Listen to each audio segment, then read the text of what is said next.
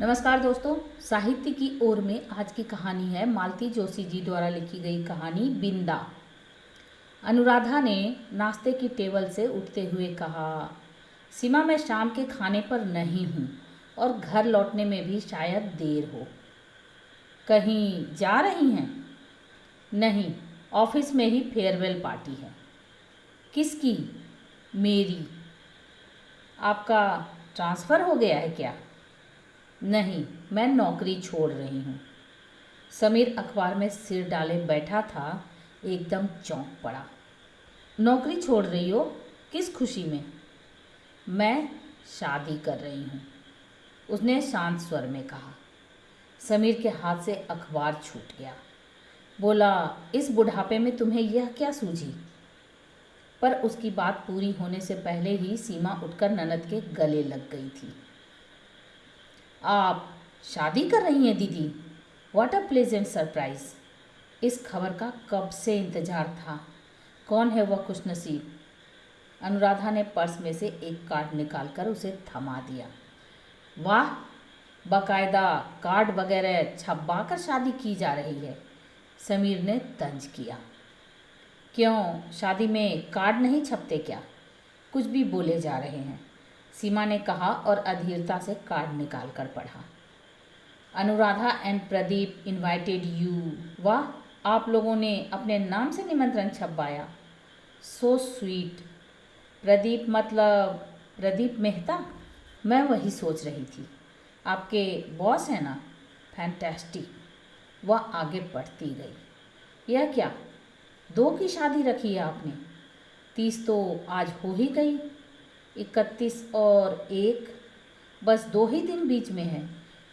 इतनी जल्दी कैसे क्या होगा बताइए? कुछ करना ही नहीं है। सीमा ठीक तो कह रही है, समीर गुर्राया। तुम पहले से नहीं बता सकती थी? पहले से बताती भी तो तुम्हारा रिएक्शन तो यही होता ना। उनकी बात पर ध्यान मत दीजिए दीदी, मुझे यह बताइए कि सीमा, मैंने कहा ना कि कुछ नहीं करना है। बुढ़ापे की शादी है। शादी तो शादी होती है दीदी, कैसे भी हो, थोड़ी धूमधाम तो होनी चाहिए।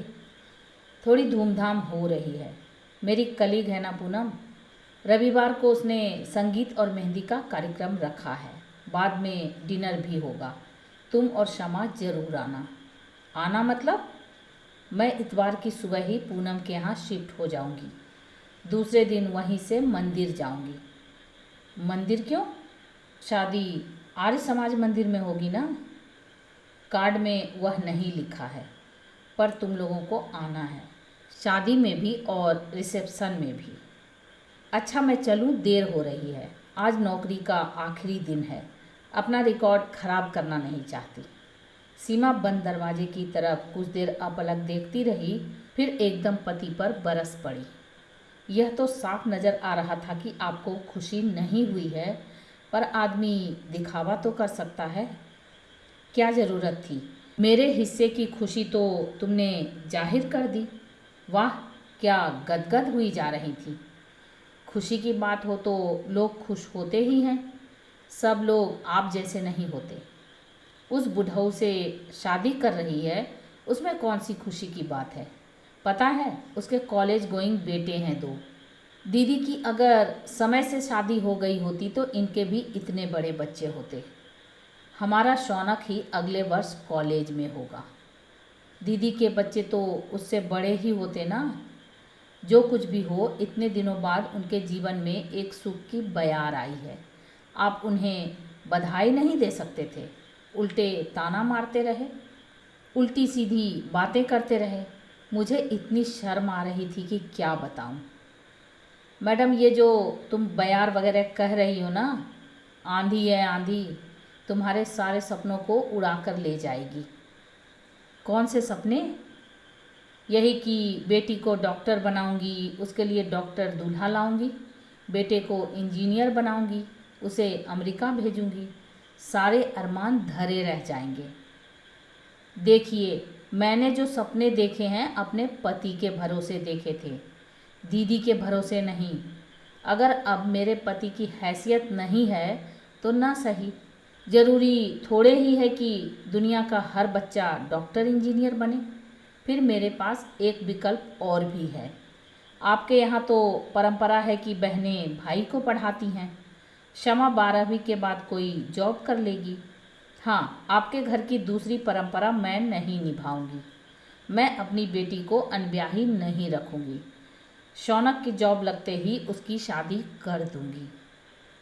अब ताना कौन मार रहा है? मैं ताना नहीं दे रही, हकीकत बयान कर रही हूँ। मुझे आप लोगों पर आश्चर्य होता है, सबसे ज़्यादा माँ जी पर। माँ ने क्या किया? बेटियों की चिंता सबसे ज़्यादा माँ को ही होती है। पर माँ जी कितनी कूल थी। हम लोगों की शादी हुई तब दीदी मुश्किल से 30-32 की रही होंगी। पर माँ जी हमेशा कहती, अब इस उम्र में वह क्या शादी करेगी। दरअसल माँ बहुत इनसिक्योर फील कर रही थी। क्यों? दादा भाई पढ़ लिख कर अमेरिका चले गए। एक बार बस शादी करने भर को आए थे। उसके बाद घर का मुंह नहीं देखा। कभी भारत आते भी हैं तो ससुराल में दर्शन देकर लौट जाते हैं।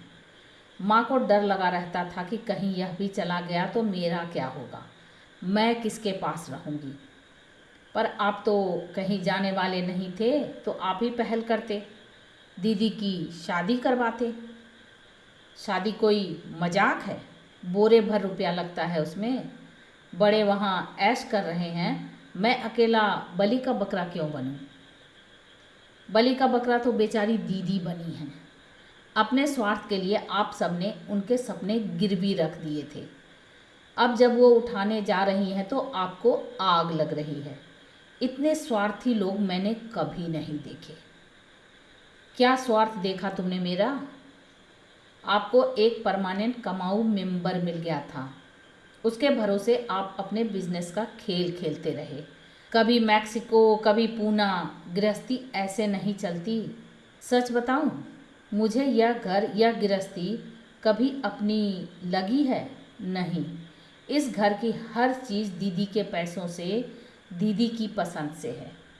फिर चाहे टीवी हो, फ्रिज हो, गोदरेज अलमारी हो, सोफ़ा सेट हो, दरवाजे के पर्दे तक दीदी लाती हैं। तो क्या हुआ, यह घर दीदी का भी तो है। मुझे लगता है मैं उधार की गृहस्थी चला रही हूँ। यहीं तक बात होती तब भी गनीमत थी। आप बच्चों को भी उनके पीछे लगा देते हो। छोटे थे तब तक ठीक था, खिलौने और टॉफ़ी से बात बन जाती थी। पर अब बच्चे बड़े हो गए हैं, उनकी ज़रूरतें बढ़ गई हैं। हर बात पर बुआ का मुंह देखना अब उन्हें अच्छा नहीं लगता। वे संकोच करते हैं तो आप कह देते हैं, दीदी ज़रा देख लेना इन लोगों को क्या चाहिए। पिछले महीने की बात है, शौनक को ब्लेजर चाहिए था। उसने आपसे कहा, आपने उसकी फरमाइश दीदी तक पहुंचा दी। इस पर बेटे ने क्या कहा जानते हैं? क्या कहा? वह बोला कि आप लोगों ने हम दोनों को बुआ के भरोसे पैदा किया है। क्या? उस नालायक की यह मजाल! मैंने भी गुस्से में आकर उसे तड़ से एक चांटा जड़ दिया था। बाद में दिन भर रोती रही थी मैं। बच्चे ने कुछ गलत तो नहीं कहा था? बच्चे के दिमाग में यह फितूर आता कहाँ से है? इसे आप नहीं समझेंगे। खैर चलूँ, अब रसोई देखूँ। आपकी तो सारी भूख प्यास आज गायब हो गई होगी। पर बच्चे बेचारे स्कूल से भूखे प्यासे लौटेंगे।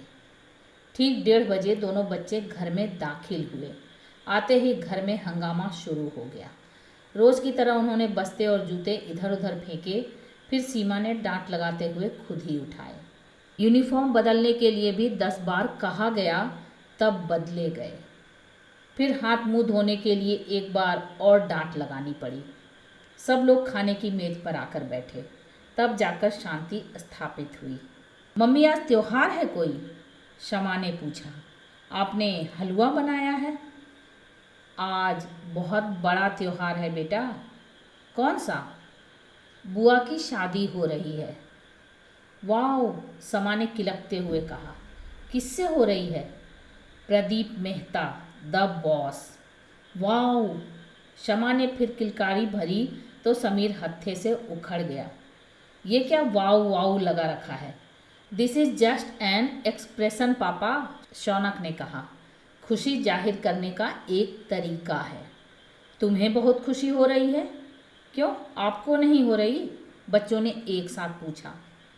सीमा ने तुरंत स्थिति संभालते हुए कहा, तुम लोग पहले चुपचाप खाना खा लो, बहसबाजी बाद में कर लेना। मम्मा, मीठा आपको शाम को बनाना था, तब बुआ भी खाने पर होती। बुआ शाम को घर पर नहीं है बेटा, आज उनकी फेयरवेल पार्टी है। क्यों? बुआ नौकरी छोड़ रही हैं। वो शमा फिर वाव कहने को थी, पर उसने अपने आप को रोक लिया। मतलब बुआ अब फुल टाइम हाउसवाइफ बन जाएंगी। How exciting! बच्चों की वह निश्चल खुशी और निर्मल आनंद देखकर सीमा को बहुत अच्छा लगा। रात अनुराधा देर से लौटी, पर बच्चे उसकी प्रतीक्षा में जगे हुए थे। आते ही बुआ से लिपट गए। उनका वह निष्कपट प्रेम देखकर सीमा की आंखें भर आईं। उसने प्रार्थना की, हे ईश्वर, मेरे बच्चे ऐसे ही निश्चल निष्कलुष बने रहें, स्वार्थ की गंध भी उन तक न आ पाए। सुबह अनुराधा ने ऐलान किया, सीमा, आज हम तीनों खाने पर नहीं हैं, मैं बच्चों को ट्रीट दे रही हूँ। हमने क्या पाप किया है? तुम्हारे पतिदेव हंडे सा मुंह फुलाकर बैठे हैं, उन्हें छोड़कर चल सकती हो? मैं तो मजाक कर रही थी दीदी, आप लोग जाइए, मुझे आज बहुत से काम निपटाने हैं। बच्चों के जाते ही सीमा तैयार हुई। समीर से कहा, खाना मेज पर रखा है, समय से खा लेना। बाहर जाना हो तो चले जाना, मेरे पास चाबी है। तुम कहाँ जा रही हो? सीमा ने जवाब देने की ज़रूरत नहीं समझी। बच्चे जब घर लौटे तो माँ घर में नहीं थी। उन्हें बड़ी निराशा हुई। वे माँ को अपनी शॉपिंग दिखाना चाहते थे। बुआ ने दोनों को पार्टी में पहनने के लिए बड़ी सुंदर ड्रेसेस दिलवाई थी। माँ की अनुपस्थिति से सारे उत्साह पर पानी फिर गया। पापा घर में थे, पर कब से उनका मूड कुछ अजीब सा चल रहा था। हिम्मत नहीं हुई। सीमा काफ़ी देर से लौटी। वह भी शॉपिंग करके आई थी, पर उसने अपनी शॉपिंग किसी को दिखाई नहीं, सीधे जाकर अलमारी में रख दी। फिर शमा को आवाज़ दी, दरवाजे पर बंधनवार लगाने के लिए कहा। आज तो आर्टिफिशियल ले आई हूँ, कल चौधरी साहब के घर से आम के पत्ते ले आऊँगी। फिर शौनक की मदद से दिवाली पर लगाई जाने वाली झालर बिजली की सब जगह लगाई। शाम को घर एकदम जगमगा उठा। शाम को अड़ोसी पड़ोसी पूछने आ गए कि भाई किस बात का जश्न हो रहा है।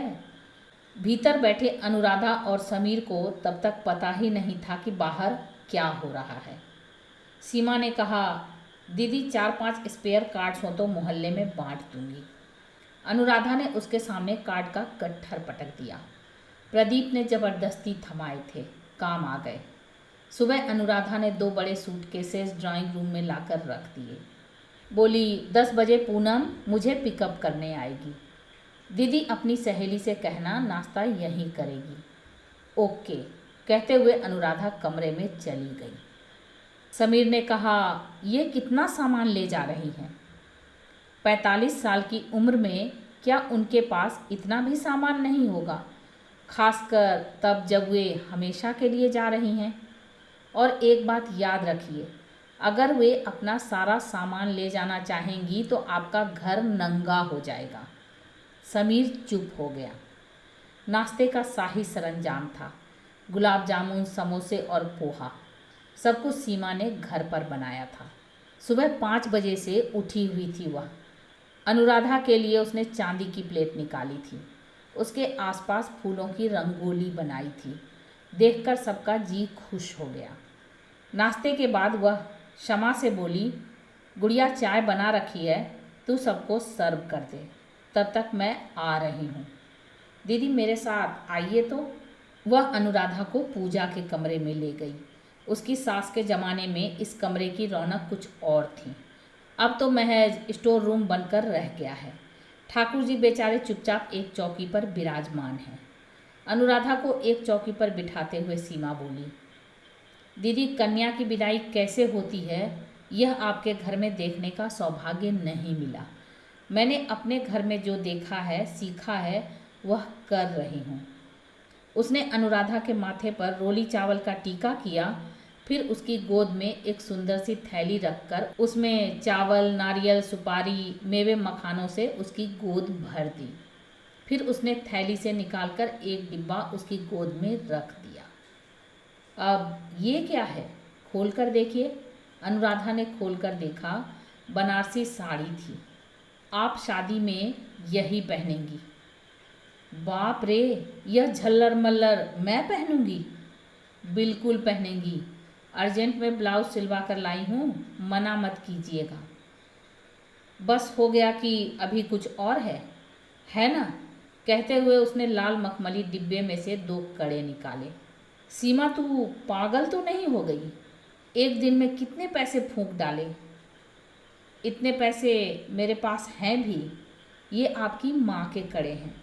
इस घर से आप खाली हाथ नहीं जाएंगी, माँ का आशीर्वाद लेकर जाएंगी। मुझे रुलाकर ही मानोगी क्या? थोड़ा सा रो लीजिए, शगुन हो जाएगा। बाहर पूनम अधीर हो रही थी। शमा, देख तो तेरी बुआ कहाँ गायब हो गई?